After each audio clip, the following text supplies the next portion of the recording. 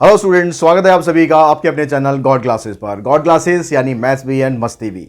तो बच्चों, class 10th की आज हम एक क्लास स्टार्ट यहाँ पर करने जा रहे हैं। यहाँ पर वन शॉट्स मैं आपके लिए लेकर आया हूँ रियल नंबर्स के लिए। बहुत से पिछले कुछ दिनों में यानी पिछले कुछ जनवरी फरवरी के महीने से ही लगातार कुछ बच्चों की रिक्वेस्ट आ रही है, सर 10th का जो कंटेंट है ना वो भी आप अपलोड कीजिए। लेकिन बिकॉज अप्लाइड मैथमेटिक्स का कंटेंट में इतना मैं बिजी था, क्लास 12th के 11th दोनों के एग्ज़ाम चल रहे थे, तो उस वजह से क्लास 10th का मैं कंटेंट आपके लिए पहले अवेलेबल नहीं करा पाया हूँ।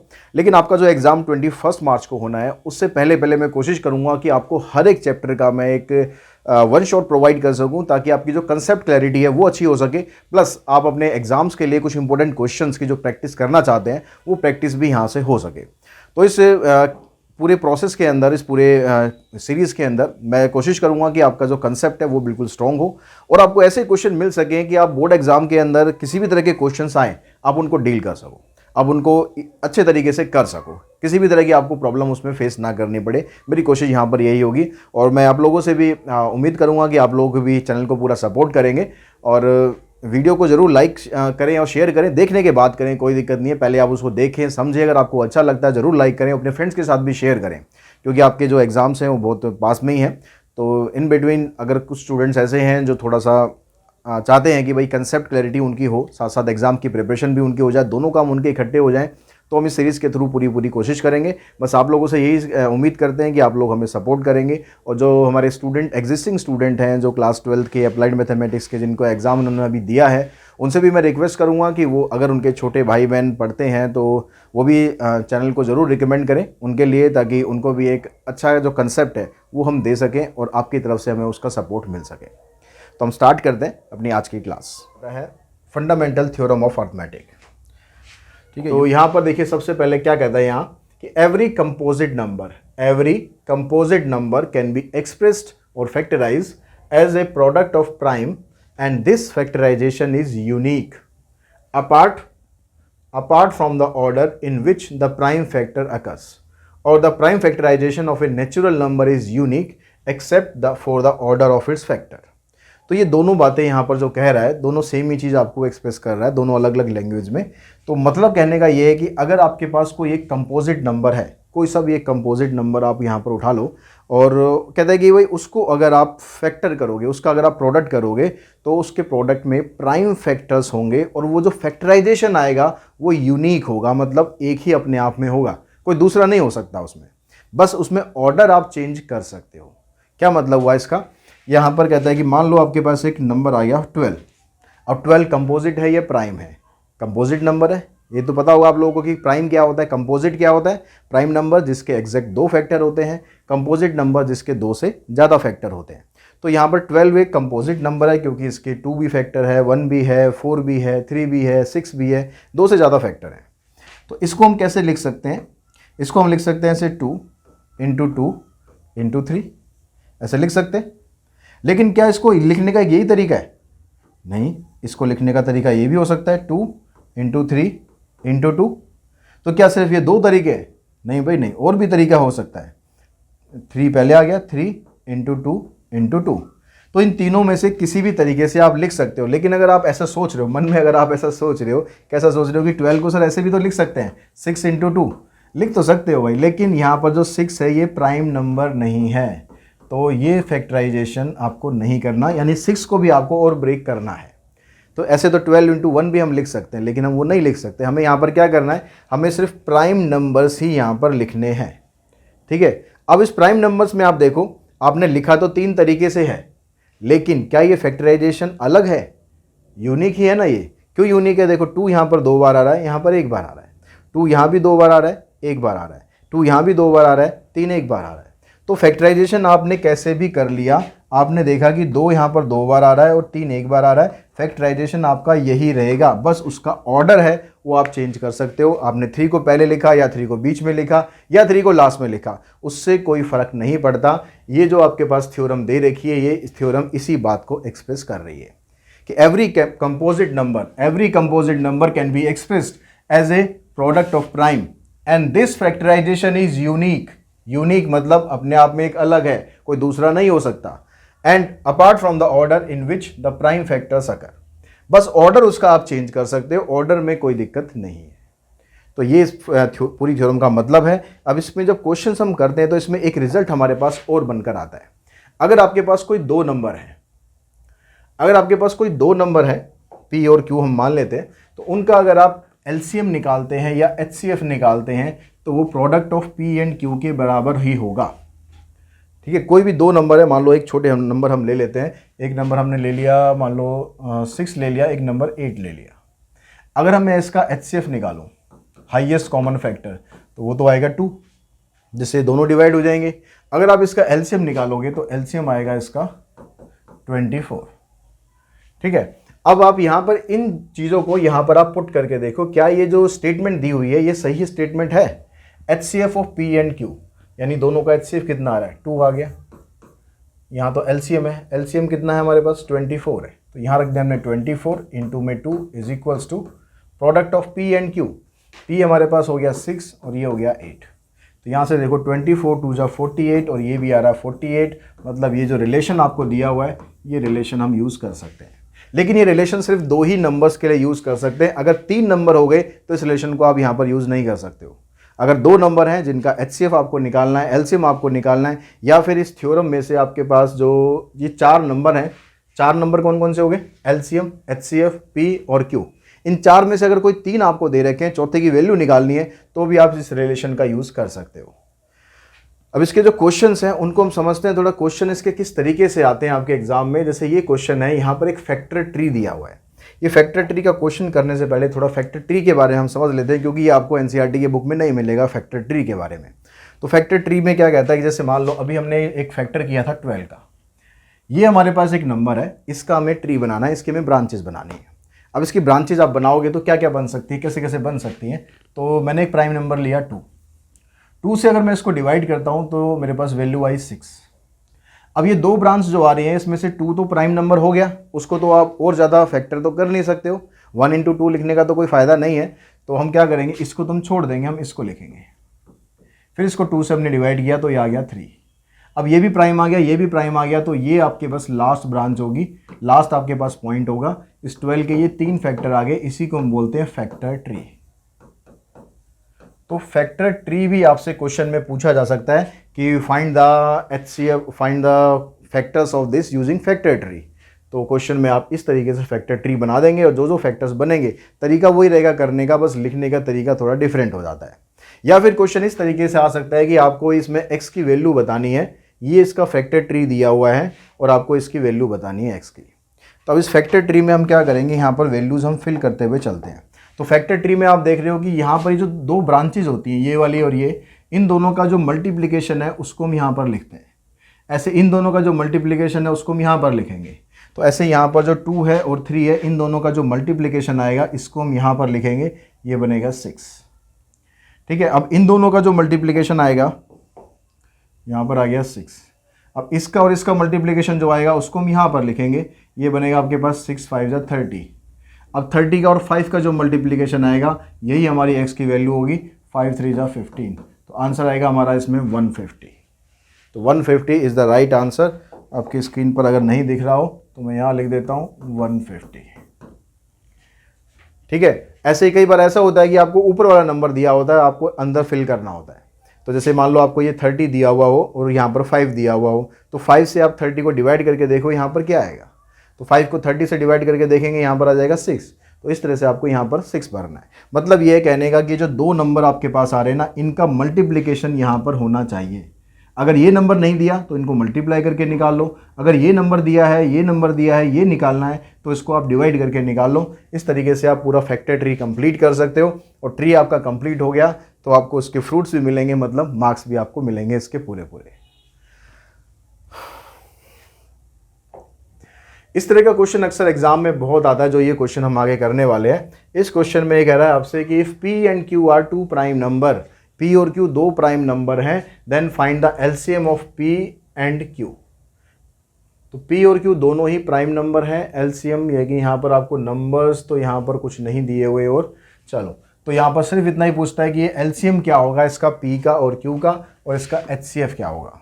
तो अगर मैं इसके LCM और HCF की बात करूँ ना, तो इसका जो LCM आएगा वो तो आ जाएगा P और Q का मल्टीप्लिकेशन यानी PQ। और अगर हम इसके HCF की बात करें तो इसका HCF आएगा 1। क्यों आएगा उसका लॉजिक समझो। ये कह रहा है कि P और Q दोनों प्राइम नंबर है, तो प्राइम नंबर हो गया, जैसे मान लो एक 3 हो गया प्राइम नंबर और एक नंबर हो गया 5।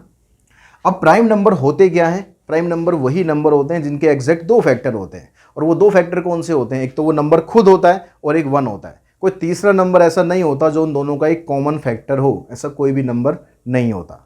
तो उसमें हम क्या करेंगे, जब हम इसके फैक्टर लिखेंगे या इसके फैक्टर लिखेंगे तो कॉमन तो उसमें कुछ आएगा ही नहीं। अब कॉमन कुछ भी नहीं आएगा तो जब आप एलसीएम निकालने के लिए जाओगे तो इन दोनों नंबर को आपको मल्टीप्लाई करना पड़ेगा। तो इसलिए एलसीएम आया इसका P इंटू क्यू। और जब हम बात करते हैं उसके कॉमन फैक्टर की HCF निकालने की, तो क्योंकि कॉमन फैक्टर तो इसमें है ही नहीं, 1 ही है बस एक। वन तो सभी का कॉमन फैक्टर होता है, जिसका कोई नहीं होता उसका 1 होता है। तो 1 तो सभी का कॉमन फैक्टर होता है। तो अगर कोई भी कॉमन फैक्टर आपको नहीं मिलता है तो उसका HCF आप हमेशा लिखेंगे 1। तो इस तरह से यहाँ पर इसने कोई नंबर हमें नहीं दिया हुआ, लेकिन अगर आपको प्राइम नंबर का कंसेप्ट, आपको इसके फैक्टर का कंसेप्ट पता है, इसको समझ में आपको आ चुका है, तो आप इजीली इसका आंसर दे सकते हो कि एलसीएम तो भैया बनेगा P और Q और HCF बनेगा इसका 1। ठीक है। अब ऐसे यहाँ पर नेक्स्ट क्वेश्चन में हम देखते हैं, यहाँ पर कहते हैं कि A और B जो है, एक नंबर ये है A और एक नंबर हमारे पास है ये B। अब यहाँ पर हमें इन दोनों का HCF और LCM, सिर्फ HCF निकालना है, LCM नहीं निकालना, सिर्फ HCF निकालना है। तो HCF के लिए आपको क्या करना है, आपके पास जो नंबर है A equals to x square into y square और B हमारे पास है x इंटू में वाई स्क्वायर। तो ये जो एक्स स्क्वायर वाई स्क्वायर, इसका एक मतलब ये भी तो है ना, x into x y into y, और जो एक्स वाई स्क्वायर है इसको ऐसे लिख सकते हैं एक्स वाई वाई। तो जब भी आप प्राइम फैक्टराइजेशन मेथड से आप HCF निकालते हो तो उसमें हमें देखना होता है कि दोनों में कॉमन फैक्टर क्या है। तो कॉमन फैक्टर यहाँ पर जब हम देखेंगे तो ये भी हमारा कॉमन फैक्टर है और ये भी हमारा कॉमन फैक्टर है, ये भी हमारा कॉमन फैक्टर है जो दोनों में आ रहा है। तो यहाँ पर देख रहे हैं हम x भी आ रहा है, यहाँ से y आ रहा है, यहाँ से y आ रहा है, तो HCF इसका बनेगा x into y into y यानी एक्स वाई स्क्वायर। ये हमारा आंसर होगा। तो ये तो बिल्कुल इजी तरीके से मैंने आपको बताया कि किस तरीके से आप इसको इजीली फाइंड कर सकते हो। लेकिन आपको मान लो ये प्रोसेस नहीं करना, एग्जाम में कई बार हमारे पास टाइम नहीं होता है कि हम एक एक चीज़ को ऐसे एक्सपेंड कर करके लिखें। तो आपको डायरेक्टली कैसे करना है, डायरेक्टली करने के लिए आप यहाँ पर देखो कि आपको जो नंबर्स दिए हुए हैं उसमें यहाँ पर एक्स स्क्वायर है, यहाँ पर एक्स है। तो एक्स स्क्वायर और एक्स में से जिसकी पावर कम है, जिसकी पावर कम है, आपको वही नंबर इन दोनों में से लेना है। तो यहाँ पावर 2 है, यहाँ पावर 1 है, तो हमने ले लिया पावर 1। उसके बाद चलते हैं y पर। y की पावर यहाँ भी 2 है, y की पावर यहाँ भी 2 है, तो यहाँ तो कम ज़्यादा का मतलब ही नहीं है, दोनों इक्वल पावर में है। तो दोनों अगर इक्वल पावर में है तो y की पावर आ जाएगी यहाँ पर 2, ये बन जाएगा आपका LCM और HCF। अगर इसी क्वेश्चन में हमें LCM भी निकालना पड़े, LCM भी निकालना पड़े तो हम क्या करेंगे, कैसे निकालेंगे? देखिए LCM में क्या होता है, आपको जो ये कॉमन वाले नंबर हैं ये तो लेने ही लेने हैं। कॉमन वाले नंबर क्या हो गया, आपके पास x आ गया, यहाँ से ये y आ गया, कॉमन वाले को एक ही बार लिखना है, ठीक है, ये वाला y आ गया। अब लेकिन LCM में जो कॉमन नंबर नहीं है उसको भी अपनी कैटेगरी में रखना है, उसको अपने बिरादरी से बाहर नहीं करना है, ठीक है, वो भी x को भी यहाँ पर लेना है। तो LCM क्या करता है, जितने भी नंबर होते हैं भाई सबको ले लेता है, किसी को नहीं छोड़ता, किसी के साथ कोई भेदभाव नहीं करता, ठीक है, सबको ये अपने अंदर यहाँ पर ले लेगा। HCF क्या करेगा, सिर्फ उन्हीं को लेगा जो कॉमन होंगे दोनों में, जो दोनों में आ रहे होंगे, इसमें भी आ रहे होंगे और उसमें भी आ रहे होंगे। लेकिन LCM क्या करेगा, सिर्फ उन्हीं LCM क्या करेगा, सभी नंबर्स को ले लेगा, चाहे कॉमन हो या ना हो। बस ध्यान क्या रखना है आपको कि जो कॉमन होंगे उनको एक ही बार लिखना है। जैसे x और x यहाँ पर है तो आपको इसको एक ही बार लिखना है, 2 बार नहीं लिखना। y हो गया, ये वाला y हो गया, ये आपस में कॉमन है, ये आपस में कॉमन है, तो अलग अलग हमने ऐसे लिख दिया, और जो कॉमन नहीं था उसको भी लिख दिया। तो इसका LCM क्या बना, x square into y square. तो ऐसे अगर आप इसी क्वेश्चन को डायरेक्टली करना चाहते हैं, आप ये वाला स्टेप ना करके आप सीधा पावर से समझना चाहते हैं कि LCM क्या होगा, जैसे हमने HCF को समझा, तो LCM में हम क्या करेंगे, यहाँ पर देखेंगे जो कॉमन वाला पार्ट है उसकी पावर जो ज़्यादा है वो ले लेंगे। यहाँ पर x की पावर 2 है, यहाँ पर x की पावर 1 है, तो जो पावर ज़्यादा है, HCF में क्या किया था हमने, पावर कम ली थी, LCM में क्या करेंगे, पावर ज़्यादा ले लेंगे। तो x की पावर 2 इधर आएगी, यहाँ पर y की पावर 2, y की पावर 2, तो y की पावर यहाँ पर 2 आ जाएगी। तो इस तरीके से आप LCM या HCF डायरेक्टली निकाल सकते हो। ये ज़रूरी नहीं है कि आपको ये सारे के सारे स्टेप्स आपको लिखने हैं। हाँ, कंसेप्ट क्लैरिटी के लिए आपको समझना है कि ऐसा होता क्यों है, क्या यहाँ पर ऐसे पावर्स आपको क्यों लेनी होती है। अब यहाँ पर आ जाता है क्वेश्चन जिसमें आपको कुछ नंबर्स दिए हुए हैं। HCF of this and this equals to this, find the LCM। दो नंबर दिए हुए हैं, उनका आपको HCF दिया हुआ है, LCM आपको फाइंड करना है। तो इसमें हम जो रिलेशन हमने पढ़ा था कि भाई LCM of this and this into में HCF of these two numbers is equals to P into Q। अब पी क्यू क्या है यहाँ पर, एक 26 है और एक 91 है। चलो यहाँ पर हम रख देते हैं। अभी इसका जो एलसीएम है ये तो आपको निकालना है। एचसीएफ इसका आपको दे रखा है 13, नंबर्स ये दोनों हैं 26 और 91। तो आपको एलसीएम निकालना है। एलसीएम को आप इधर ही रखेंगे, 13 को इधर लेके जाएंगे,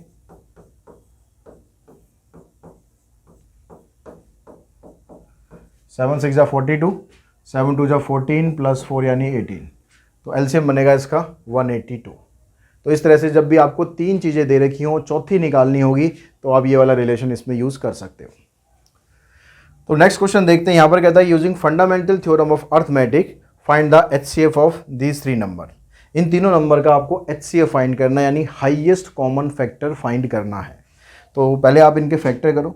26 के फैक्टर आ जाएगा 2 इंटू 13, 51 के फैक्टर आएंगे आपके पास 7 इंटू 17 इंटू में 3, 91 के फैक्टर आएंगे 7 इंटू 13। अब आप देखो कि इसमें कॉमन क्या है। HCF में आपको कॉमन देखना होता है। तो देखो यहाँ पर 2 है, लेकिन 2 बाकियों में किसी में नहीं है। 13 यहाँ पर है, 13 इसमें नहीं है। 13 नीचे तो है लेकिन इसमें नहीं है। कॉमन तीनों में होना चाहिए। अगर आपको HCF निकालना है तो तीनों में कॉमन होना चाहिए। 2 नंबर है तो दोनों में होना चाहिए, 3 है तो तीनों में कॉमन होना चाहिए। तो उसके बाद 17 ये भी सब में नहीं है, 3 जो है ये भी सब में नहीं है, 7 भी सब में नहीं है। तो ये मतलब जब कॉमन कुछ भी ना हो तो कौन होता है, जिसका कोई नहीं होता उसका 1 होता है। तो HCF क्या होगा, HCF होगा इसका 1।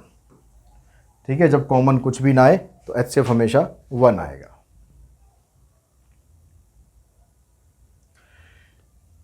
Given that HCF of this and LCM of this and this, then find the value of R। ये कह रहा है कि इसका इन दोनों नंबर का HCF तो ये है और इन दोनों नंबरों का जो LCM है वो तो ये है। तो जो हमारे पास रिलेशन था वही हम यूज़ करेंगे। उसमें क्या था, HCF into LCM equals to P and Q। तो HCF आपको दिया हुआ है 11, LCM दिया हुआ है 253 इंटू R, और नंबर क्या है 253 इंटू 440। तो यहाँ से आपको R की वैल्यू निकालनी है। तो 253 इंटू 440 को आप डिवाइड करो 11 इंटू 253 से। इससे ये कैंसिल करोगे, इससे ये कैंसिल करोगे, R की वैल्यू मिलेगी आपको 40। The product of the HCF and LCM of the smallest prime number and smallest composite number. अब स्मॉलेस्ट प्राइम नंबर कौन सा होता है, स्मॉलेस्ट प्राइम नंबर हो गया 2। स्मॉलेस्ट प्राइम नंबर ये तो 2 आ गया। वो कह रहा है स्मॉलेस्ट कंपोजिट नंबर कौन सा होता है, फटाफट सोचो दिमाग में। स्मॉलेस्ट कंपोजिट नंबर जिसके 2 से ज़्यादा फैक्टर हो। तो 2 तो होता नहीं है, 2 तो प्राइम होता है, 3 भी नहीं होगा, 4 जो होता है सबसे छोटा कंपोजिट नंबर होता है। इन दोनों का आपको LCM बताना और HCF बताना है। तो फैक्टर करो, 2 के अगर आप फैक्टर करोगे तो आएगा 2 ही आएगा। ठीक है, प्राइम फैक्टर में 1 को तो काउंट करेंगे नहीं, और 4 को हम लिखेंगे तो आएगा 2 इंटू 2। तो HCF में क्या करना, तो दोनों का कॉमन लेना है। तो HCF आ गया आपके पास 2। LCM में क्या है, जो कॉमन है उसको एक बार लेना है और जो नंबर बच गए हैं उनको भी लेना है। 1 को लेने का इनमें कोई फ़ायदा नहीं होता क्योंकि 1 मल्टीप्लाई में तो सेम ही रहेगा बाकी चीज़ें। तो 2 इंटू 2, LCM आ गया 4, LCM और HCF आ गया इसका 2।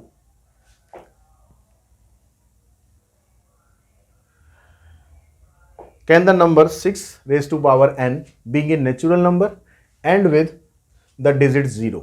Give reason। ये कह रहा है कि अगर आपके पास एक नंबर है 6 raised to power n और n क्या यहाँ पर एक नेचुरल नंबर है, तो क्या ये नंबर 0 से एंड हो सकता है। अगर हम जैसे 6 की पावर n क्या नेचुरल नंबर है, नेचुरल नंबर 1 से स्टार्ट होते हैं। तो 6 की पावर 1 ये हो गया, 6 की पावर 2 करोगे ये आ जाएगा, 6 की पावर 3 करोगे ये आ जाएगा। तो क्या ऐसा पॉसिबल है कि 6 की यहाँ पर जो ये पावर है इसको सॉल्व करें तो जो नंबर हम लिख रहे हैं उसके लास्ट वाली जो डिजिट है, जैसे यहाँ पर 6 आ रही है तो इसके जो लास्ट वाली डिजिट है वो 0 आ जाए। क्या ऐसी पॉसिबिलिटी हो सकती है? यही आपको यहाँ पर चेक करना है। तो हम ये मान के चलते हैं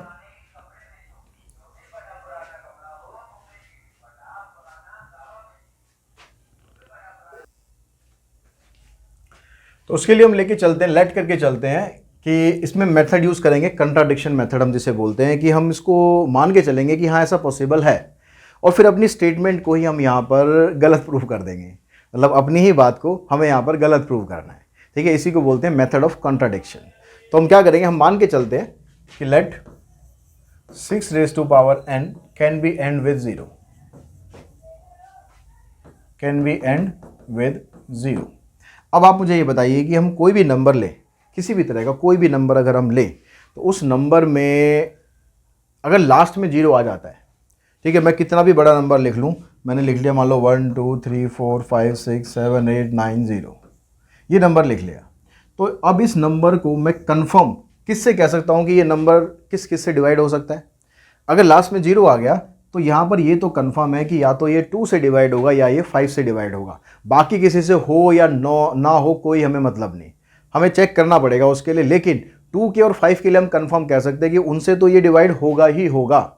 तो उसके लिए हमें क्या करना है, यहाँ पर हम ये कह रहे हैं, अगर हम इसी स्टेटमेंट को कह रहे हैं कि हम इस नंबर को 0 से एंड कर सकते हैं, it means it must be divisible by 2 and 5, दोनों नंबर से ये जरूर डिवाइड होगा। अगर ये पूरा नंबर 6 की पावर n, अगर हम ये कहते हैं कि ये पूरा का पूरा नंबर 2 और 5 से डिवाइड होगा तो जो इसका बेस है 6, ये भी 2 और 5 से डिवाइड होना चाहिए। लेकिन इसका जो प्राइम फैक्टर है, but prime factor of 6 are 2 and 3, इसके प्राइम फैक्टर हम करते हैं तो एक नंबर आएगा 2 और एक आएगा 3। अब ये दोनों नंबर 2 से तो डिवाइड हो जाएंगे लेकिन 5 से तो डिवाइड नहीं होंगे। लेकिन हमारा जो स्टेटमेंट है उसके अकॉर्डिंग तो क्या होना चाहिए, अगर लास्ट में 0 आ गया तो 5 से भी डिवाइड होना चाहिए था और 2 से भी डिवाइड होना चाहिए था, लेकिन यहाँ पर ऐसा नहीं हो रहा। तो इसका मतलब हम ये कहेंगे which is not divisible by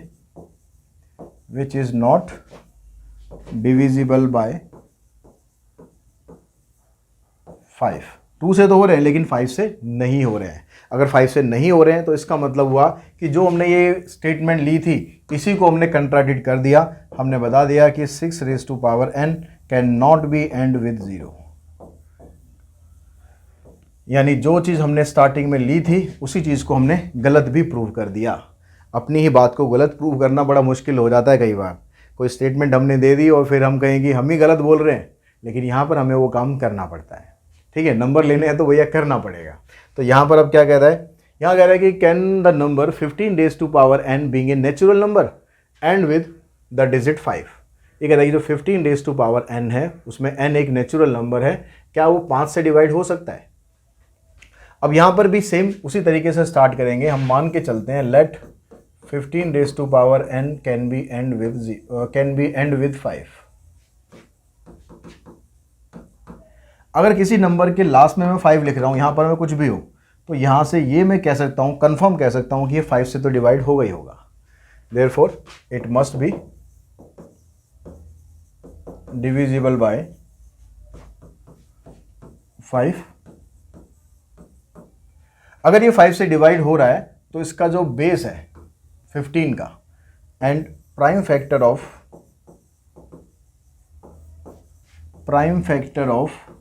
15 are 3 and 5 which is divisible by 5।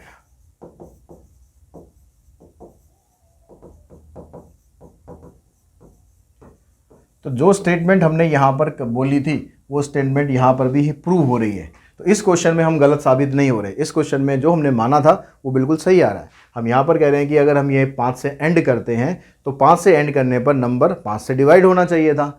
और जो हमने नंबर देखा कि जो इसका बेस है 15, उसके बेस के जो प्राइम फैक्टर है वो 3 है और 5 है, तो वो 5 से तो डिवाइड होगा ही होगा। तो यहाँ पर आपकी स्टेटमेंट जो है बिल्कुल सही है, इसमें आप कुछ गलत नहीं है। तो इसका मतलब ये वाली जो वैल्यूज़ हैं, ये वाला जो क्वेश्चन है, इसमें पॉसिबल है कि हम इसको 5 से एंड कर सकते हैं। तो इस तरह से दो ही तरह के क्वेश्चन ज़्यादातर आते हैं, जिसमें 0 से एंड करना होता है या फिर 5 से एंड करना होता है। एनसीईआरटी में सिर्फ 0 वाले क्वेश्चन दे रखे हैं, लेकिन मैंने आपको यहाँ पर 5 वाले भी बता दिए कि कैसे आपको करना है। और उसके बाद जो नेक्स्ट क्वेश्चन आपको दिखाई दे रहा है, इस क्वेश्चन में कहता है कि एक merchant has 120 litres of oil of one kind, 180 litres of another kind and 240 litres of third kind. एक मर्चेंट है, उसके पास 120 लीटर ऑयल है, 180 लीटर एक ऑयल है दूसरे टाइप का, और 240 लीटर ऑयल है, यानी 3 तरह के ऑयल उसके पास हैं। He wants to sell the oil by filling the 3 kind of oil in tins of equal capacity. अब उसको उस ऑयल को बेचना है, तो उसके पास टिन है, उसके अंदर इक्वल क्वांटिटी आप उसके अंदर डाल सकते हो। तो what should be the greatest capacity of such A tin. तो अब इस तरह के जब आप इन ऑयल को जब आप बेचने जा रहे हो, तो उसकी ग्रेटेस्ट कैपेसिटी कितनी हो सकती है।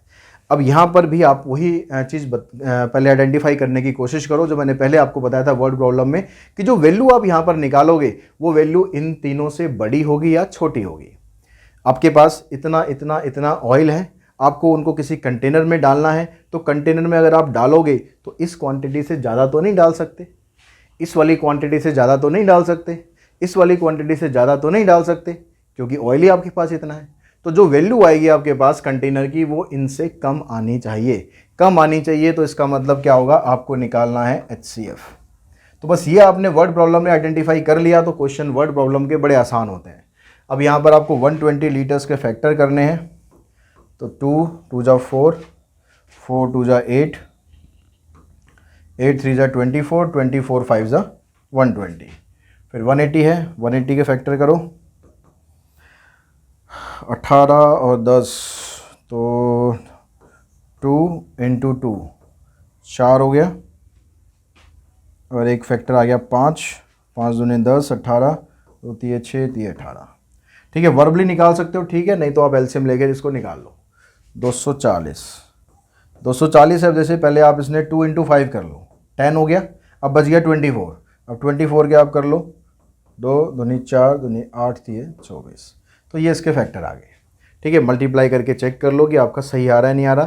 देखो 5 3 जा 15, 15 2 जा 30, 30 2 जा 60, 60 2 जा 20, 3 3 जा 9, 5 जा 45, 2 जा 90, 2 जा 180, 3 2 जा 6, 6 2 जा 12, 12 2 जा 24, 24 5 जा 120 और 122 जा 240। तो जैसे भी आप कंफर्टेबल हो, वर्बली निकालना है वर्बली निकाल लो, या फिर आप एलसीएम लेके निकालना है वैसे निकालो। अब यहाँ पर आपको HCF निकालना है, तो HCF के लिए आपको कॉमन टर्म चाहिए। देखो ये 2 तीनों में है, तो 2 आ गया। उसके अलावा देखो ये वाला 2 और एक 2 ये भी कॉमन हो गया। और इधर से अब 2 यहाँ पर है, लेकिन यहाँ पर 2 अब है नहीं, तो 2 को तो अब छोड़ दो। 5 देखो यहाँ पर 5 है, ये 5 है और एक ये 5 है, 5 भी कॉमन आ गया। अब 3 यहाँ पर, ये 3 हो गया आपके पास, ये भी कॉमन हो गया। और तो कुछ कॉमन नहीं बच रहा। देखो 2 अकेला बच रहा है, 2 यहाँ पर नहीं है। 3 बच रहा है यहाँ पर, लेकिन 3 यहाँ पर अब नहीं है। यहाँ पर 2 बच रहे हैं, 2 बीच में नहीं है, तो बस कॉमन आपके पास ये है, यही इसका HCF है और यही हमारा आंसर है। 2 2 जा 4, 4 5 जा 20, 23 जा 60।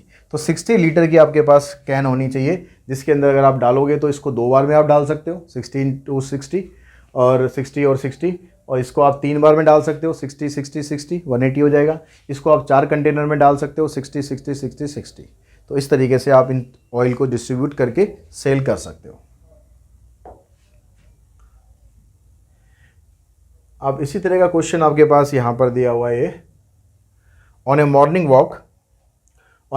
Walk 3 boys stop off together and their step measure 45 centimetre, 40 centimetre and 42 centimetre respectively. 3 लड़के हैं, उनका जो स्टेप होता है, एक का स्टेप इतने सेंटीमीटर का है, दूसरे का स्टेप इतने सेंटीमीटर का है, तीसरे का स्टेप इतने सेंटीमीटर का है, मतलब उनके जो कदम है उसकी जो लेंथ है वो इतनी है। What is the minimum distance each should walk so that each can cover the same distance in complete step. अब यहाँ पर आपको ये बताना है कि उनको कम से कम कितना डिस्टेंस ट्रेवल करना चाहिए ताकि उनके जो स्टेप्स हैं वो कंप्लीट स्टेप्स में जाके कवर हो। अब आप ये देखो कि जो स्टेप है ना, पहले वाले फ्रेंड का स्टेप जो है 45 सेंटीमीटर लंबा है। अब आप डिस्टेंस निकालना चाह रहे हो कि वो डिस्टेंस कितना ट्रैवल करेगा, तो जो डिस्टेंस वो ट्रैवल करेगा वो 45 सेंटीमीटर से तो ज़्यादा होगा ना। तो इसमें आपको क्या निकालना है, एलसीएम निकालना है, कि आप एलसीएम निकाल के एक डिस्टेंस निकाल लो, वो वैल्यू निकालो जिससे इन तीनों से अगर आप उस वैल्यू को डिवाइड करो तो वो कंप्लीटली डिवाइड हो जाए, ताकि उनके स्टेप्स जो है ना वो कंप्लीट हो जाए। वो कह रहा है कि स्टेप्स कंप्लीट होने चाहिए। जब आप एक ऐसे स्टेप रखोगे तो 45 सेंटीमीटर हो गया, अगला स्टेप रखोगे 90 सेंटीमीटर हो गया। तो अगर मैंने आंसर में 80 सेंटीमीटर निकाला होगा तो इसके स्टेप कंप्लीट नहीं होंगे। 80 में इसके कंप्लीट हो रहे हैं लेकिन इसके नहीं हो रहे हैं, 80 में इसके कंप्लीट नहीं होंगे। तो हमें ऐसी वैल्यू निकालनी है ताकि इन तीनों के स्टेप्स जो हैं वो कंप्लीट हो जाए, उन्हें आधा पैर ना रखना पड़े, पैर को स्टेप्स को कम ज़्यादा ना करना पड़े, कंप्लीट स्टेप वो रखें। तो उसके लिए इन तीनों का एलसीएम निकालो। एलसीएम के लिए फैक्टर करो 45 के, 3 × 5, 5 × 15, 3 × 45। इसमें 3 आगे पीछे जैसे मर्जी लिख लो, उससे कुछ फ़र्क नहीं पड़ेगा, बस आपका फैक्टराइजेशन सही होना चाहिए। 8 × 40, 42, 2 × 6 = 42। ये इसका फैक्टर आ गया। अब एलसीएम में क्या करते हैं, जो कॉमन वाला पार्ट होता है उसकी पावर हम ज़्यादा वाली लेते हैं। तो या तो आप इसको पावर वाले तरीके से करो या इसको आप वैसे ही कॉमन वाले तरीके से करो, जैसे आप कंफर्टेबल हो। जैसे अगर मैं पावर वाले से करूं तो इसको ऐसे लिख लेंगे 5 × में 3 की पावर 2, यहाँ लिखेंगे 2 की पावर 3 × में 5, यहाँ पर तो सब अलग अलग है 2, 3 और 7। तो एलसीएम के अंदर जैसे हमने पहले भी डिस्कस किया कि एलसीएम में अंदर आपको सारी टर्म्स लिखनी है, चाहे कॉमन हो चाहे ना हो। अब यहाँ पर आप देखो कि जो 5 है, 5 यहाँ पर भी आ रहा है, 5 यहाँ पर भी आ रहा है, इन दोनों में कॉमन है तो इसको आप एक ही बार लिखेंगे 5। दोनों की पावर 1 है तो एक ही बार लिखो। यहाँ पर देखो 3 की पावर इधर 2 है, इधर 3 तो है ही नहीं, इधर 3 की पावर 1 है। तो इन दोनों में से जो पावर बड़ी वाली है एलसीएम में आपको वो लिखना है 3 की पावर 2, और यहाँ पर 2 की पावर 3 है, यहाँ पर 2 है तो 2 की पावर 3 लिखो। तो ये भी हो गया हमारा, बच गया 7, उसको भी लिखो। अगर हम एचसीएफ की बात करते हैं, यहाँ पर एचसीएफ में कुछ भी कॉमन नहीं आता तो एचसीएफ तो होता 1, लेकिन एलसीएम में आपको अगर तीनों में कॉमन है तो उसमें से जो हाईएस्ट वाली पावर है वो लिखनी है। अगर 3 में कॉमन नहीं है तो 2 में देखो, 2 में अगर कॉमन आ गया तो उसमें से हाईएस्ट वाली पावर लिखो। अगर 2 में भी कॉमन नहीं है, सिंगल भी बच रहा है तो उसको भी आपको लिखना है, जैसे हमने यहाँ 7 को लिखा।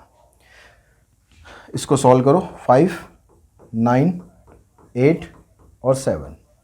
तो यहाँ पर आप इसको मल्टीप्लाई करोगे, देखो 5 8 जा 40, 4 आ गया यहाँ से आपके पास, 9 7 जा 63, 40 × 63 तो आ गया आपके पास 0, 4 3 जा 12, 4 6 जा 24 + 1 25। यानी जो डिस्टेंस है वो इतने सेंटीमीटर का होना चाहिए ताकि इनके जो कदम पड़ेंगे तो वो पूरे पूरे कदम में पड़े, इनको कदम अपने छोटे या बड़े ना करना पड़े। तो अब लोगों ने जैसे 9th क्लास में पढ़ा था रैशनल नंबर के बारे में कि रैशनल नंबर वो नंबर होते हैं जिनको हम p/q फॉर्म में लिख सकते हैं, जिसमें p और q को प्राइम इंटीजर्स होते हैं और डिनोमिनेटर नॉट इक्वल्स टू 0 होता है। तो जब हम बात करते हैं इररेशनल नंबर की तो उसका बिल्कुल अपोजिट आ जाएगा, यानी ऐसे नंबर जिसको आप p/q फॉर्म में एक्सप्रेस नहीं कर सकते हो और p और q वहाँ पर को प्राइम इंटीजर है और q नॉट इक्वल्स टू 0 है, तो हम उस नंबर को इस फॉर्मेट में एक्सप्रेस नहीं कर सकते। उन्हीं तरह के नंबर को हम बोलते हैं इररेशनल नंबर। अब इररेशनल नंबर में कुछ कंसेप्ट्स हैं जो आपको ध्यान रखने हैं ताकि उससे आप क्वेश्चंस करने में आपको आसानी रहेगी। तो यहाँ कहता है कि लेट p बी ए प्राइम नंबर। अगर p हमारे पास एक कोई प्राइम नंबर है, कुछ भी प्राइम नंबर है, इफ़ p डिवाइड्स a² और हम उस नंबर से a² को डिवाइड कर सकते हैं, then p divides a where a is a positive integer. तो इसका मतलब आप p से उस a को भी डिवाइड कर सकते हो, मतलब मैं स्क्वायर को हटा दूँ तो भी आप उसको डिवाइड कर सकते हो। जैसे फॉर एग्जांपल हम ले लेते हैं एक नंबर, मान लो लिया हमने 27 तो स्क्वायर नहीं होता, मान लो हमने ले लिया 81। हम कहते हैं कि भाई 81 को हम 3 से डिवाइड कर सकते हैं। अब 81 का मतलब क्या है, 81 का मतलब हो गया 3 की पावर 4, ये बनेगा। तो अगर हम ये कहते हैं कि 81 को हम 3 से डिवाइड कर सकते हैं, 3 यहाँ पर एक प्राइम नंबर है, तो जो इसका बेस होगा, पावर का जो बेस होगा यानी 3 को भी हम 3 से डिवाइड कर सकते हैं। तो ये कंसेप्ट आपको क्वेश्चंस को प्रूव करने में यूज़ करना पड़ेगा, इसलिए आपको क्लियर होना चाहिए कि अगर पावर लगी हुई है किसी भी नंबर में और आप उसको किसी स्पेसिफिक नंबर से डिवाइड कर सकते हो, तो जो उसका बेस आता है नंबर का उसको भी आप उसी प्राइम नंबर से डिवाइड कर सकते हो। The sum of difference of a rational number and an irrational number is irrational. अगर एक नंबर रैशनल है और एक इररेशनल है, अगर आप उसका सम निकालते हो या डिफरेंस निकालते हो, यानी प्लस करते हो या माइनस करते हो, तो आंसर उसका हमेशा इररेशनल नंबर ही आएगा। The product and quotient of a non zero rational number and an irrational number is irrational. अगर आपके पास एक नॉन जीरो रैशनल नंबर है, मतलब जीरो नहीं है, कोई और रैशनल नंबर है, तो उसको अगर आप किसी इररेशनल से मल्टीप्लाई करते हो तो भी हमारा आंसर जो है वो हमेशा इररेशनल आएगा। जैसे फॉर एग्जांपल मैं यहाँ पर एक नंबर लेता हूँ 2 और एक नंबर लिया मैंने √3। ये रूट वाला नंबर इररेशनल है और ये वाला नंबर रैशनल है। तो यहाँ 2 + √3 को अगर हम ऐड करेंगे तो ऐड तो हम इसे कर नहीं सकते, क्योंकि एडिशन या सब्ट्रैक्शन में क्या होता है, जो लाइक टर्म्स होती हैं उन्हीं को आप आपस में ऐड कर सकते हो या फिर सब्ट्रैक्ट कर सकते हो। तो 2 और 3 को हम आपस में कुछ नहीं कर सकते, इसलिए जो आंसर आएगा इसका उसको हम काउंट करेंगे इररेशनल, क्योंकि यहाँ पर जो √3 है इसका हम कुछ बिगाड़ नहीं सकते, तो ये आंसर हमारा इररेशनल देगा, रैशनल नहीं होने देगा। सेम ऐसे अगर मैं इन दोनों को मल्टीप्लाई कर दूँ 2 × में √3, तो हमारा आंसर आया 2√3। अब क्योंकि इसके अंदर रूट प्रेजेंट है इसलिए ये आंसर हमेशा इररेशनल ही रहेगा। अगर दोनों के दोनों इररेशनल नंबर होते हैं तब चांसेस ये होते हैं कि वो रैशनल भी आ सकता है या फिर इररेशनल भी आ सकता है। जैसे मान लो √3 और एक नंबर दूसरा भी √3, अगर हम दोनों को माइनस कर दें आपस में तो आंसर इररेशनल नहीं आएगा, रैशनल हो जाएगा, क्योंकि 0 आ जाएगा। ऐसे √3 को अगर मैं √3 से मल्टीप्लाई कर दूं तो आंसर 3 भी आ गया, यानी दो इररेशनल नंबर को जो आपने मल्टीप्लाई करा या उन दोनों को सब्ट्रैक्ट करा तो उनसे भी आपका आंसर रैशनल या इररेशनल दोनों में से कुछ भी आ सकता है। लेकिन अगर एक रैशनल हुआ और एक इररेशनल हुआ, जैसे कि यहाँ पर आपको बताया गया एक रैशनल है एक इररेशनल है, तो आंसर हमेशा इररेशनल ही आएगा। चाहे आप ये नंबर ले लो चाहे आप ये नंबर ले लो, दोनों से ये बात अपनी आप प्रूव कर सकते हो। अब इससे रिलेटेड कुछ MCQs या कुछ छोटे छोटे क्वेश्चंस आपके पास इसमें होंगे जो यहाँ पर आपसे पूछे जाएंगे। तो यहाँ जैसे क्वेश्चन आपके पास 2 - √3 और √3 + 2, ये नंबर आपको बताना है कि ये रैशनल है या इररेशनल है। अभी तो यहाँ पर दोनों, यहाँ पर भी इररेशनल है यहाँ पर भी इररेशनल है, तो आप एक काम ये कर सकते हो, जैसे यहाँ √2 - √3 लिखा हुआ है, यहाँ पर लिखा हुआ है √3 + √2, तो आप इसको ऐसे लिख लो √3 - √3 √2 - √3 और इसको लिख लो आप √2 + में √3। अब आप यहाँ पर आइडेंटिटी यूज़ कर लो, √2 को √2 से मल्टीप्लाई करोगे तो 2 आ जाएगा और √3 को √3 से करोगे तो 3 आ जाएगा। हमने यहाँ पर आइडेंटिटी यूज़ कर ली a + b × a - b। अब उस आइडेंटिटी में क्या होता है, a का स्क्वायर होता है, फिर माइनस का साइन b का स्क्वायर, तो √2 का स्क्वायर करेंगे 2 आ जाएगा और √3 का स्क्वायर करेंगे तो 3 आ जाएगा, तो आंसर बनेगा यहाँ पर -1। अब आप यहाँ ऑप्शन में से देखो कि -1 क्या होता है। -1 रैशनल नंबर होता है, बिल्कुल होता है, होल नंबर नहीं होता, एंड इररेशनल नंबर नहीं होता, नेचुरल नंबर नहीं होता, तो हमारे पास एक ही सही ऑप्शन है। कभी कभी ऐसा हो जाता है कि उसमें 2 भी ऑप्शन आप मतलब पूरा चेक कर ले, कई बार क्वेश्चन में यहाँ पर आ जाता है लास्ट में ऑल ऑफ दीज, तो सारा आप चेक कर ले कि आंसर में ऐसा कुछ है तो नहीं। यहाँ पर दोनों को आप मल्टीप्लाई करोगे तो क्या आएगा, यहाँ पर देखो कोई आइडेंटिटी नहीं बन रही, यहाँ पर सीधा मल्टीप्लाई करना पड़ेगा। 2 को हम √3 से करते हैं तो ये आ जाएगा 2√3, फिर 2 को इस 2 से करते हैं तो ये आ जाएगा 4। अब इसको √5 को √3 से करेंगे ये आएगा √15 और फिर √5 को 2 से करेंगे तो आ जाएगा 2√5। अब यहाँ पर √3 है, यहाँ √15 है, यहाँ √5 है, ये तीनों अलग अलग टर्म्स है, मतलब सेम टर्म नहीं है, और एडिशन इनका तभी हो सकता है जब ये लाइक टर्म्स हो, तो यहाँ पर तो लाइक टर्म्स नहीं है, इसका मतलब ये वाला आंसर हमारा इररेशनल आएगा। तो इररेशनल देखो ऑप्शन में आपके ये वाला सी ऑप्शन हो गया कि ये इररेशनल नंबर है। अब देखिए क्वेश्चन आपको दिया हुआ prove that √7 is an irrational number. ये एक मतलब बहुत इंपॉर्टेंट क्वेश्चंस में से आता है और लगभग चांसेस हर बार रहते हैं कि इस टाइप का क्वेश्चन आपके एग्जाम में ज़रूर आएगा। ठीक है, चाहे आप स्कूल एग्जाम दो चाहे आप बोर्ड एग्जाम दो, इस तरह का क्वेश्चन आपसे ज़रूर पूछा जाएगा। ये हो सकता है कि √7 के साथ कुछ और नंबर भी दे दिया जाए, वो भी आगे हम डिस्कस करेंगे। लेकिन अगर आपको सिंगल नंबर यहाँ पर दिया हुआ है और आपसे पूछा जाता है, आपको प्रूव करने को बोला जाता है कि it is a rational number, तो यहाँ पर भी हम क्या करेंगे, मेथड ऑफ कंट्राडिक्शन यूज़ करके चलेंगे। मेथड ऑफ कंट्राडिक्शन जिसमें हम अपनी ही बात को गलत प्रूव करने वाले हैं कि जो हम मान के चल रहे हैं कि ऐसा नहीं है। तो हम मान के चलते हैं कि जो √7 है ये एक रैशनल नंबर है, तो हमने लिखा है यहाँ पर let √7 is a rational number, rational number.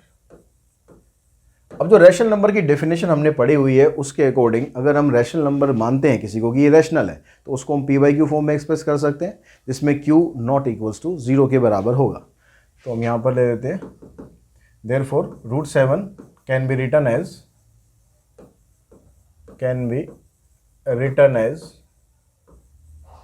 P by Q, where P and Q are co-prime integer। Rational number की जो प्रॉपर डेफिनेशन होती है उसको आपको स्पेसिफाई करना है, and Q is not equals to 0। अब आपने ये बता दिया कि आप इसको P by Q फॉर्म में लिख सकते हो, तो लिख के भी दिखा दो कि कैसे आपको लिखना है। तो हमने लिखा भाई √7 is equals to P upon Q।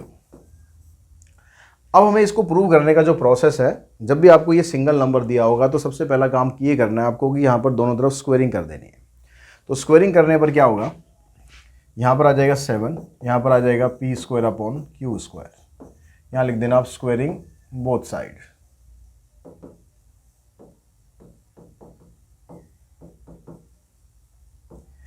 Seven Q² को आप इधर लेके जाओगे तो ये बन जाएगा 7Q² इक्वल्स टू P²। अब 7 को इधर ले आओ तो Q² की वैल्यू बनी P² अपॉन में 7।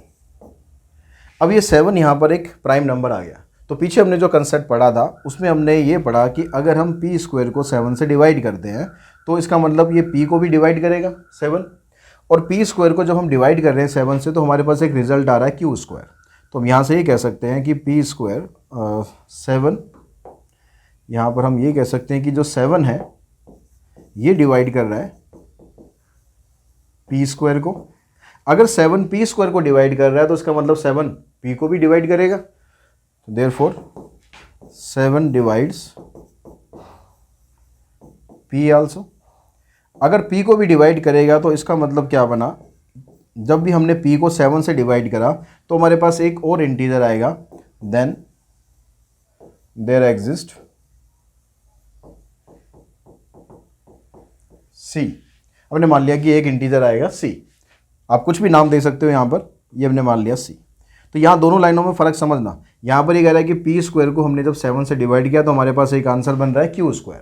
लेकिन जब हम P को डिवाइड करेंगे 7 से तो कुछ ना कुछ आंसर में तो चेंज होगा ना, Q² तो नहीं आएगा। तो वो क्या आंसर आएगा वो मान लिया हमने कि C आएगा, तो हमने यहाँ पर लिख दिया C।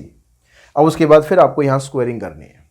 तो स्क्वेयरिंग आप करेंगे यहाँ पर, तो क्या बना, P² upon 49 equals to C²। अब ये जो P² है इसकी वैल्यू आपको यहाँ पर क्वेश्चन में मिलेगी यहाँ पर, ठीक है। इसको आप फर्स्ट मार्क कर लो। P² की जो वैल्यू है 7Q², वो आप यहाँ पर पुट कर लो।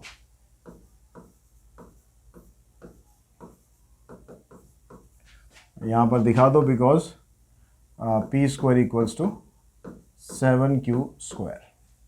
तो यहाँ पर इससे कैंसिल हो गया। अब ये वाली जो स्टेटमेंट आई आपके पास, यहां से रिजल्ट ये आया कि 7 डिवाइड्स Q²। अब 7 अगर Q² को डिवाइड करेगा तो 7 P को भी डिवाइड करेगा और Q को भी डिवाइड करेगा, देयरफॉर 7 डिवाइड्स Q आल्सो। अब ये स्टेटमेंट, और हमारे पास एक स्टेटमेंट ये आई थी 7 डिवाइड्स P, एक स्टेटमेंट हमारे पास ये आई, ये सेकंड हो गई और ये थर्ड स्टेटमेंट हो गई। तो इन दोनों स्टेटमेंट से फ्रॉम सेकंड एंड थर्ड, ये जो दोनों स्टेटमेंट है, इन दोनों स्टेटमेंट से हमने कंक्लूजन पर आ गए। यहां पर हम कह रहे हैं कि 7 P को डिवाइड करेगा, यहां पर हम कह रहे हैं 7 Q को डिवाइड करेगा। तो इसका मतलब दोनों को कंबाइन करेंगे, तो कंबाइन करके लिख दो भाई, 7 P को भी डिवाइड करेगा और 7 Q को भी डिवाइड करेगा। Therefore 7 divides P and Q both। लेकिन क्या ऐसा पॉसिबल है कि 7 P को भी डिवाइड कर रहा है और 7 Q को भी डिवाइड कर रहा है? क्या ये चीज़ पॉसिबल है? ये पॉसिबल नहीं है। यहाँ पर क्यों पॉसिबल नहीं है? क्योंकि हम क्या मान के चले थे कि यहाँ पर हमने मान के चले थे कि अगर √7 आपके पास रैशनल नंबर है तो P और Q की फॉर्म में आएगा, और P और Q दोनों को प्राइम इंटीजर है। अगर को प्राइम इंटीजर ये हैं तो इसका मतलब ये 1 के अलावा किसी और से डिवाइड नहीं होनी चाहिए। को प्राइम का मतलब क्या होता है? जिसमें कुछ भी कॉमन ना आए, दोनों नंबर में 1 के अलावा कुछ भी कॉमन ना आए, यानी 1 के अलावा आप किसी और नंबर से उसे काट ही ना सको। या जैसे हम कई बार क्या करते हैं, हम क्वेश्चन को स्टैंडर्ड फॉर्मेट में निकालते हैं।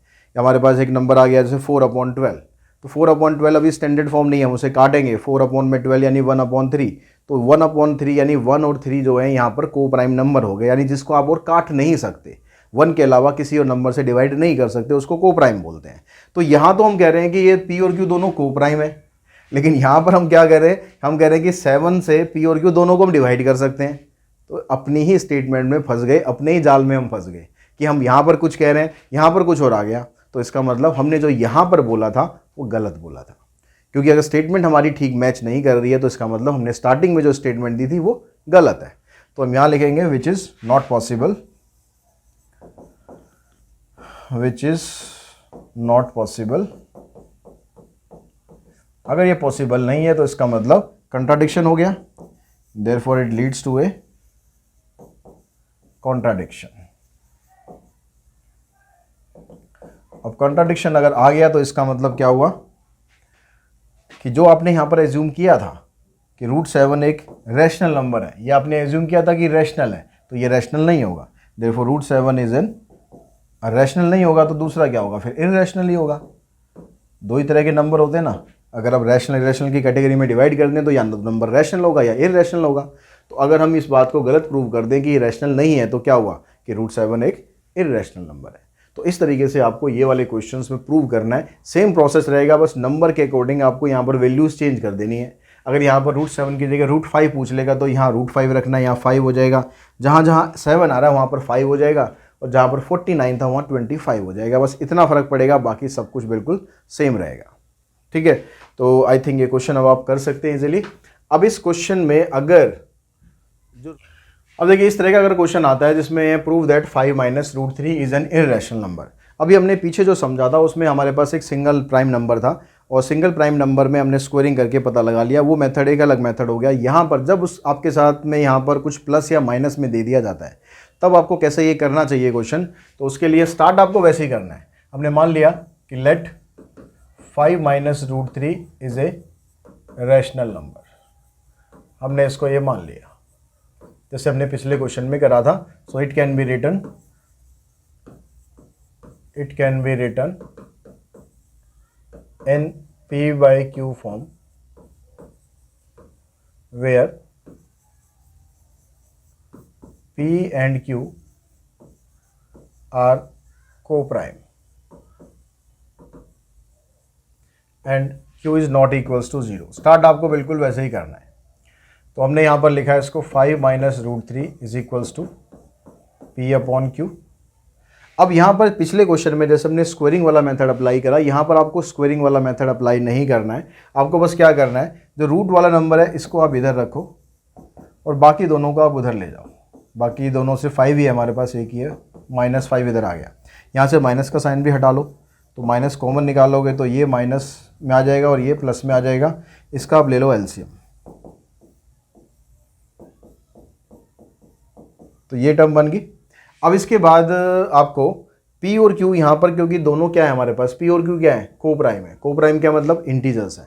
अगर ये भी इंटीजर है, ये भी इंटीजर है, तो ऊपर भी कुछ ना कुछ सॉल्व करने के बाद क्या आएगा, इंटीजर ही तो आएगा। डिनोमिनेटर में भी इंटीजर आएगा, और इंटीजर कुछ भी आते रहो, अगर वो कटते भी होंगे काट पीट के आपके पास एक रैशनल नंबर में बन के आ जाएगा। तो हम यहाँ पर ये दिखाएंगे because P and Q are integers, therefore P and Q are integers, therefore -P plus 5Q upon Q is a rational number। ठीक है, अगर ये रैशनल है तो इसके बराबर क्या है, √3 है, तो यानी वो भी रैशनल होना चाहिए ना, दोनों आपस में बराबर है। therefore √3 is also a rational number.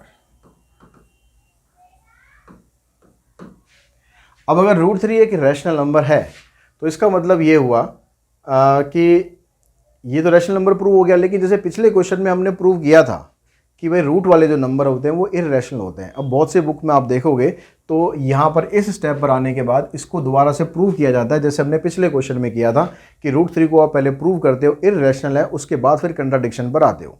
लेकिन ऐसा कोई नेसेसरी नहीं है, ऐसा कोई नेसेसरी नहीं है। आप सीधा यहाँ पर ये दिखा सकते हो कि but we know that but we know that root 3 is an irrational.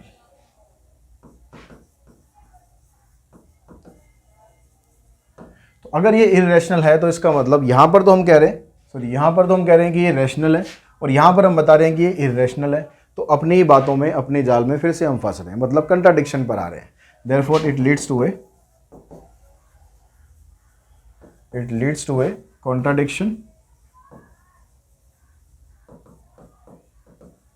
और कॉन्ट्राडिक्शन अगर आ गया तो इसका मतलब हम ये कह सकते हैं कि जो रूट 3 है, 5 माइनस रूट 3 है, is an irrational.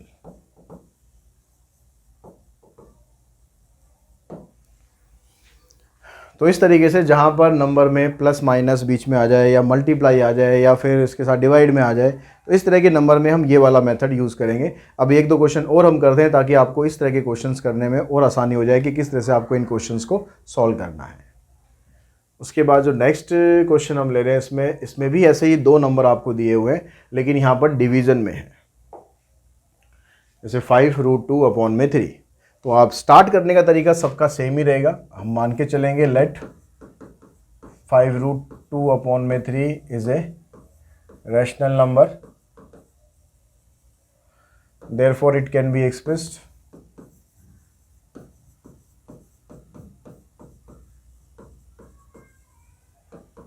in P/Q form, where P and Q are co-prime integer and Q is not equals to 0। तो वो कंप्लीट ये वाली लाइन आपको हर क्वेश्चन में लिखनी है। इतना भी हम लिख देते हैं तो स्टार्टिंग के जो नंबर्स होते हैं वो हमें मिल जाते हैं। स्टेप वाइज मार्किंग होती है, क्योंकि अब यहाँ पर हम दिखाते हैं कि इसको हमने लिखा P/Q की फॉर्म में। अब यहाँ पर जो √2 है उसको आप अलग करो, बाकी सबको उधर लेके जाओ, तो ये आ गया √2 इक्वल्स टू 3P/5Q। अब यहाँ पर आपको एलसीएम भी लेने की ज़रूरत नहीं, क्योंकि कुछ प्लस माइनस में तो है नहीं। स्क्वायरिंग वाले मेथड यहाँ पर भी आपको नहीं लगाना। स्क्वायरिंग मेथड वाला सिर्फ आपको लगाना चाहिए जब आपको सिंगल डिजिट में वहाँ पर रूट के अंदर नंबर 1 दिया होता है। बाकी सभी जगह में आप क्या कर सकते हो, तो सेकंड वाला मेथड लगाओ। वी नो दैट कि P and Q are integers, because P and Q are integers, therefore ये जो नंबर आपके पास आया यहाँ पर 3P/5Q इज ए रैशनल। अगर ये रैशनल हुआ तो इसका मतलब इसके जो इक्वल है √2 वो भी रैशनल होगा।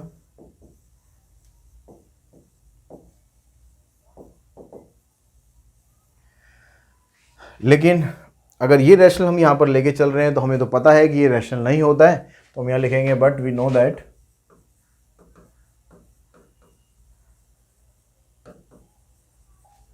√2 is an irrational।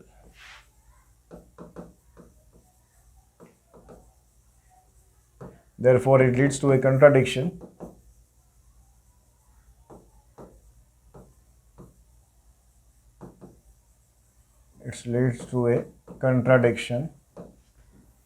So we can say 5√2/3 is an irrational।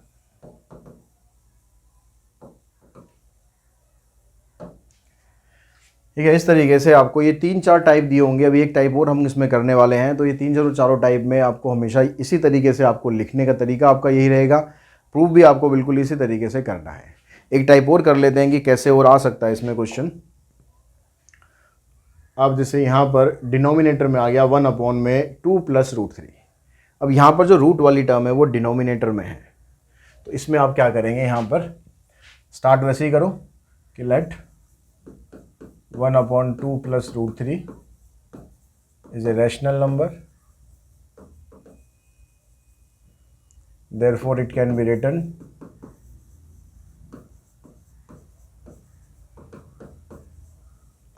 in P/Q form,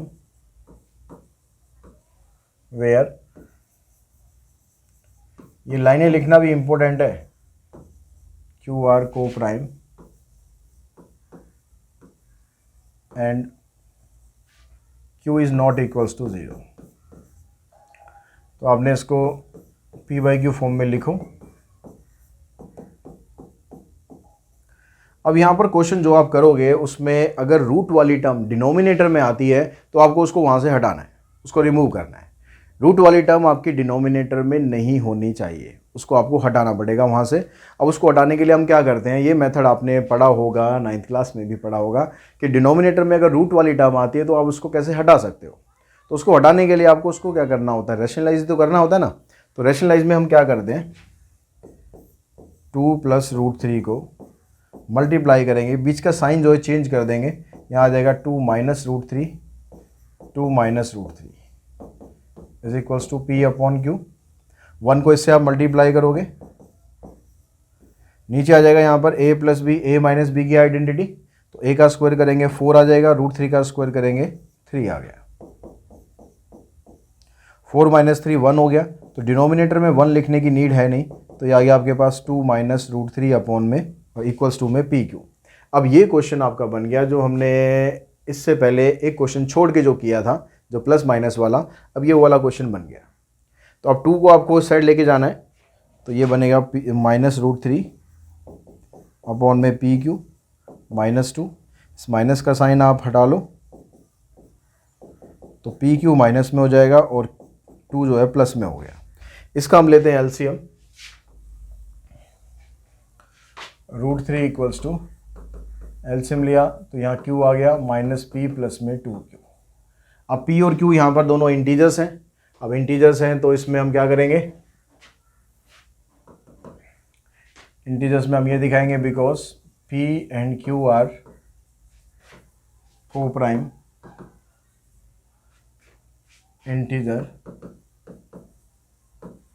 therefore -p + 2q में q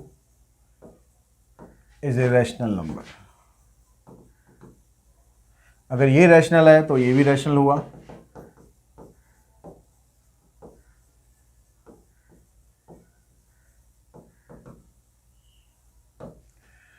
ठीक है, अगर ये रैशनल है तो इसका मतलब, लेकिन हमें ये पता है, बट वी नो दैट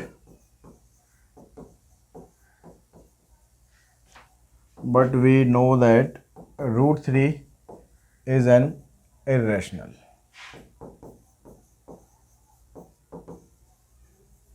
अगर ये इर्रेशनल है तो इसका मतलब जो हमने एज्यूम किया था वो गलत है। It's leads to a contradiction.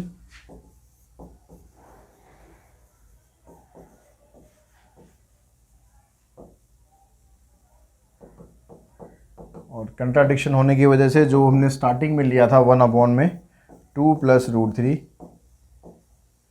ये एक इर्रेशनल नंबर आएगा। ठीक है, तो आप 2-4 क्वेश्चन भी अगर इनके प्रैक्टिस कर लोगे तो बड़े इजीली आपको बस स्टेटमेंट्स में जो लिखना है ये सब आपको बिल्कुल आराम से याद हो जाएगा कि आपको क्या क्या लिखना है चीज़ों को। कंसेप्ट अगर आपको समझ में आ गया कि किस तरीके से आपको इसको प्रूव करना है, थोड़ा बहुत अपनी लैंग्वेज में आप चेंज भी कर देते हो तो उससे कुछ फ़र्क पड़ता नहीं है। बस पूरा प्रोसेस जो है लिखने का और लास्ट में जो कंक्लूजन तक आने का वो सेम रखना है। थोड़ा बहुत लैंग्वेज में फ़र्क होगा, उससे कोई प्रॉब्लम वाली बात नहीं है।